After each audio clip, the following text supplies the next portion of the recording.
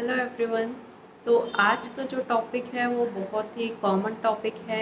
ये जो है बच्चे में जो बच्चे गिर जाते हैं ये बहुत ही कॉमन रहता है। कभी बच्चे बेड से गिर जाते हैं या जब वो क्रॉल करना शुरू करते हैं तब स्पेशली वो बेड से, या जब पलटना शुरू करते हैं या फिर जब चलना भी शुरू करते हैं या भागते दौड़ते रहते हैं, तो बच्चों में जो फॉल का प्रॉब्लम है वो बहुत ही कॉमन है। कहीं भी चढ़ जाते हैं, खिड़की पर चढ़ जाते हैं, चेयर पर चढ़ जाते हैं, तो बच्चे बहुत ही कॉमनली गिरते हैं। तो आपको क्या करना चाहिए, कैसे आप प्रिवेंट कर सकते हैं और क्या क्या डेंजर साइन है जब आपको इमीडिएटली डॉक्टर से कंसल्ट करना चाहिए।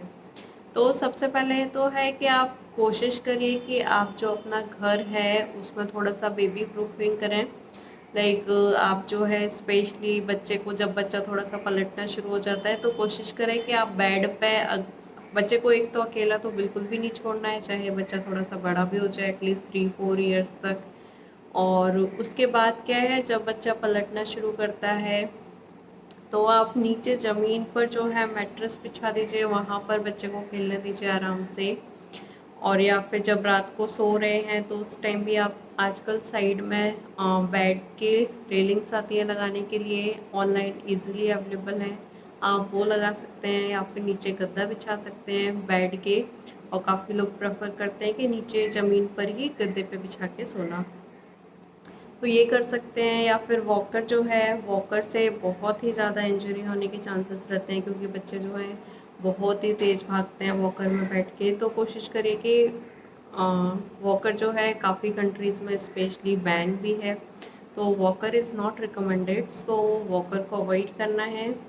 और बाकी जो है, अगर फिर भी अगर बच्चा गिर जाता है तो आप उसको ऑब्ज़र्व करिए कि बच्चा अलर्ट है, अच्छे से फीडिंग ले रहा है, बड़ा बच्चा है तो अच्छे से खा पी रहा है, अच्छे से बात कर रहा है, रिस्पॉन्स कर रहा है। दैन अगर सब कुछ नॉर्मल लगता है, कुछ भी अब नॉर्मल साइन नहीं है, देन इट्स ओके। अगर बहुत ज़्यादा हाइट नहीं है तो, लेकिन अगर बहुत ज़्यादा हाइट है तो फिर भी एक बार आपको डॉक्टर से दिखा लेना चाहिए। अगर बहुत ही जस्ट ऐसे ही भागते दौड़ते वो गिर गए हैं और बाकी कुछ भी ऐसे बच्चे को प्रॉब्लम नहीं हुई है, लाइक कोई भी कॉन्शियसनेस वगैरह सब ठीक है, तो then it's okay. But still अगर बच्चा गिर जाता है तो कभी कभी क्या रहता है, हेड इंजरी जो रहती है, इंटरनल ब्लीडिंग होने के चांसेस भी रहते हैं। तो उसका इफ़ेक्ट ज़रूरी नहीं है कि इमीडिएटली आ जाए, जैसे जैसे जो है ब्लड क्लॉट होता है या उसको जो ब्लड है वो अंदर जो ब्लीडिंग होती है वो बढ़ता जाता है, तो हो सकता है उसके बाद थोड़े टाइम बाद उसका असर आता है। तो इसीलिए जो है 48 आवर्स जो रहते हैं इनिशियली बहुत ही इंपॉर्टेंट रहते हैं। तो आप 48 आवर्स तक बच्चे को ऑब्ज़र्व करिए। देन उसके बाद क्या क्या डेंजर साइंस है जिसमें आपको डॉक्टर से इमीडिएटली कंसल्ट कर लेना चाहिए। तो अगर बच्चा जो है बेहोश हो जाता है, या फिर बच्चे को बार बार उल्टियाँ हो रही हैं, कभी कभी जो रहता है बच्चे गिर जाते हैं तो रोते रोते एक बार उल्टी कर देते हैं, बट उसके बाद अगर दोबारा उल्टी होती है या बार बार उल्टी हो रही है तो आपको इमीडिएटली दिखाना है। हो सकता है कि इंटरनल ब्लीडिंग हो गई हो, इसकी वजह से बार बार जो है प्रेशर बढ़ जाता है और उसकी वजह से उल्टियाँ होती हैं बार बार। या फिर जो है बहुत ही ज़्यादा रो रहा है, दैन हो सकता है कि कहीं फ्रैक्चर हो गया हो जिसकी वजह से सीवियर पेन हो रहा है बच्चे को, तो वो बच्चा बहुत ही ज़्यादा रो रहा है। या बहुत ही ज़्यादा सर दर्द हो रहा है, या बच्चे को बहुत ही ज़्यादा जैसे चक्कर जैसा लग रहा है, या बहुत ही ज़्यादा कहीं स्वेलिंग हो चुकी है। दैन उसके बाद क्या है, हो सकता है कि बच्चे को कभी कभी नाक से या मुंह से ब्लीडिंग आना शुरू हो जाए, या आँख जो अगर लगता है आपको बच्चे की आँख जो है ठीक से जैसे नॉर्मल है वैसे नहीं है, कहीं टेढ़ा सा लग रहा है, या एबनॉर्मल आई मूवमेंट लग रहा है। दैन अगर बच्चा जो है ठीक से नहीं चल पा रहा है, कुछ लंगड़ा के चल रहा है, या उसका जो चलने का पैटर्न है दैट्स नॉट नॉर्मल, तो आपको दिखा लेना है। या बहुत ही ज़्यादा रो रहा है, बिल्कुल भी दूध नहीं पी रहा है, खाना नहीं खा रहा है, तो हो सकता है कि कुछ ब्लीडिंग हो या फ्रैक्चर हो जिसकी वजह से बच्चा इतना ज़्यादा रो रहा है। दैन कभी कभी क्या होता है कि सिर्फ सर गिरने से ऐसा नहीं है कि सिर्फ सर की ही इंजरी होती है, कहीं फ्रैक्चर भी हो सकता है, या कभी पेट की, एब्डोमिनल पर, क्योंकि बच्चों के मसल्स वगैरह इतना सॉफ्ट रहते हैं, इस ऑर्गन्स, इंटरनल ऑर्गन्स भी सॉफ्ट रहते हैं, तो कहीं भी इंजरी होने के चांसेस काफ़ी ज़्यादा रहते हैं। तो अगर कुछ भी ऐसा एबनॉर्मल रहता है तो आपको दिखा लेना। या हो सकता है बच्चे को सीजर्स फिट्स आना शुरू हो जाए, क्योंकि वो इंटरनल ब्लीडिंग होती है, उससे फिट्स होने के चांसेस रहते हैं बच्चों में, स्पेशली बहुत ज़्यादा कॉमन है।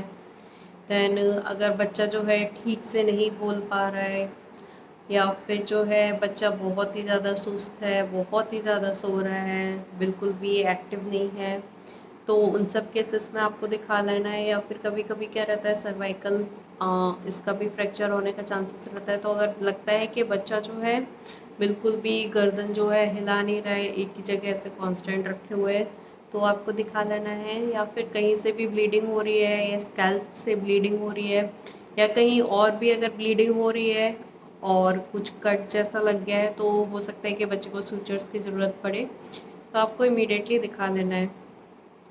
या फिर कभी कभी क्या है, ब्लीडिंग नहीं हो रही है, कभी नाक से या मुंह से कुछ और फर्स्ट जैसा या कुछ और डिस्चार्ज आ रहा है, तो हो सकता है इंटरनल ईयर इंजरी या फिर कुछ ऐसा हो गया हो, तो जिसकी वजह से भी हो सकता है, तो तब भी आपको दिखा लेना है। इन सब कंडीशंस में आपको बिल्कुल ही वेट नहीं करना है, क्योंकि इनिशियली हो सकता है कि जो भी ट्रीटमेंट है या सीजर्स वगैरह का इनिशियली आप हो सकता है कि शुरू में ही चले जाएँ, तो प्रॉपर ट्रीटमेंट मिल जाएगा। दैन उसके बाद क्या है, अगर बहुत ही माइनर इंजरी हुई है जो कि बहुत ही कॉमन है बच्चों में, तो आप क्या कर सकते हैं, बच्चे को अच्छे से चुप कराइए, बच्चे को अच्छे से काम करिए। दैन उसके बाद जो है, अगर बहुत ही ज़्यादा माइनर इंजरी है, हल्की सी स्वेलिंग हो गई है कहीं पर, तो आप थोड़ी देर अराउंड 10 मिनट्स तक बच्चे को आइस पैक लगा सकते हैं।